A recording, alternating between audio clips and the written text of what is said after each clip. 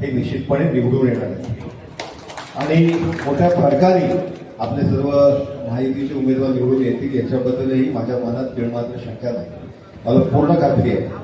पण याच्यामध्ये जसं मगाशी शेखर सरांनी सांगितलं की आपण कुठेही गाफील राहता कामा नये. आपली जबाबदारी आहे की प्रत्येक मतदारापर्यंत पोहोचणं, प्रत्येक मतदाराला भेटणं, त्याला मतदानासाठी आवाहन करणं आणि मतदारासाठी त्याला घेऊन येणं ही आपली जबाबदारी आहे. तिन्ही पक्षाची संघटनात्मक ताकद फार मोठी आहे आणि त्याच्यामुळे या इकडे आपल्याला खऱ्या अर्थाने कोकणाचा विकास करत असताना, कारण कोकणाने भरभरून खऱ्या अर्थाने महायुतीला दिलेला आहे. याही निवडणुकीत निश्चितपणे कोकण भरभरून देणारच आहे.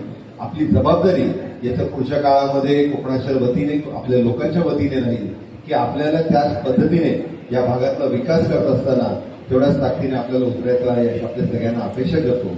पुन्हा एकदा आपल्या सगळ्यांना निवडणुकीच्या शुभेच्छा देतो आणि निश्चितपणे आपला मोठा विजय होईल. विजय होत असताना आपल्याला निवडणुकीच्या दृष्टिकोनाने प्रत्येक मतदारांपर्यंत आवर्जून पोहोचून त्यांचं मतदान करून घेणं ही आपली जबाबदारी राहील अशी अपेक्षा आपल्या सगळ्यांकडे व्यक्त करतो आणि थांबतो. धन्यवाद. जय हिंद.